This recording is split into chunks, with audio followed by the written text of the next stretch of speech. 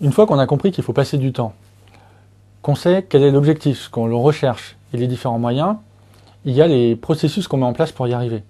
Et là, c'est extrêmement important d'être le chef de projet de votre recherche d'emploi avec une organisation de votre temps, c'est-à-dire, comme c'est un boulot, si jamais vous n'en avez pas et que vous êtes en recherche d'emploi, c'est de se lever le matin, de s'habiller, on part au boulot, sauf que votre boulot c'est d'en chercher un. Pour ça, c'est bien, si jamais vous cherchez de chez vous, de vous réserver un espace, un bureau, quelque chose qui fait vraiment espace de travail, avec votre connexion internet, un téléphone, tout ce qu'il y a pour faire votre recherche d'emploi. C'est extrêmement important.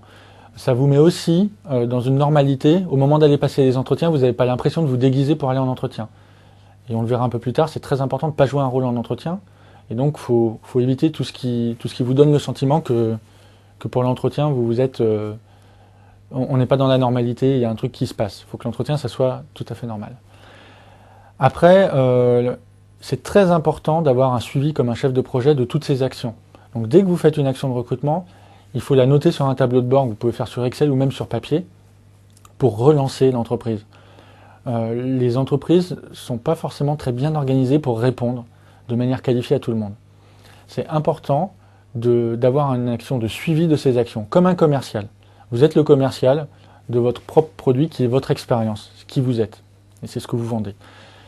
Alors, j'ai beaucoup de candidats en outplacement qui sont gênés par cette démarche-là quand ils ne sont pas commerciaux. En disant oui, mais si on me dit non, je ne vais pas rappeler pour dire qu'en fait c'est oui. Ça n'est pas ça qu'on vous demande. Il ne faut pas appeler pour faire changer d'avis la personne. Vous appelez toujours en demandant pourquoi on vous a dit non, pour que vous vous améliorez dans votre recherche d'emploi et que vous repositionnez la pertinence de votre recherche. Donc là, vous n'êtes plus en lutte avec l'entreprise, vous n'essayez pas de lui faire dire le contraire, vous lui dites juste j'ai besoin de votre expertise pour comprendre ce qui n'est pas allé pour me repositionner. Ça a deux effets magiques. Le premier, c'est qu'on ne peut pas vous le reprocher, donc vous n'êtes pas en lutte de pouvoir avec la personne d'en face. Le deuxième, c'est que pour avoir une réponse qualifiée, le recruteur va être obligé de ressortir votre CV. Parce que s'il vous dit oui, mais c'est parce que vous ne parlez pas assez bien polonais, vous pouvez dire alors en fait, je ne l'ai peut-être pas bien précisé dans le CV, je ne me souviens plus, mais si, je parle polonais. Là, le recruteur va être obligé de ressortir le CV pour vous donner une vraie raison, autre que la raison de vous ne correspondez pas exactement au poste auquel vous avez postulé. Et en reprenant le CV, soit vraiment vous ne convenez pas, mais au moins vous avez une information pertinente que vous pouvez réutiliser, ça n'est pas juste une excuse, c'est vrai, vous avez de la bonne matière à utiliser, et soit dans le CV, il y avait une information qu'il n'a pas perçue, ou alors l'information n'était pas présente. Il faut toujours bien avoir conscience que le CV n'est qu'une pâle représentation de qui vous êtes et de ce que vous avez fait. Donc il y a énormément d'informations qui ne sont pas dedans. Et là, vous avez la chance de rebondir sur quelque chose qui n'est pas une lutte commerciale entre deux coqs qui essayent de dire oui c'est oui, non c'est non. Vous avez un élément concret. Oui, mais là pour le poste, on a besoin de quelqu'un qui a managé, vous n'avez jamais managé.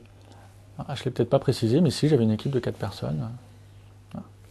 Donc de faire le suivi de toutes vos actions. Ça permet autre chose, ça permet de comprendre ce qui marche et ne marche pas dans votre démarche.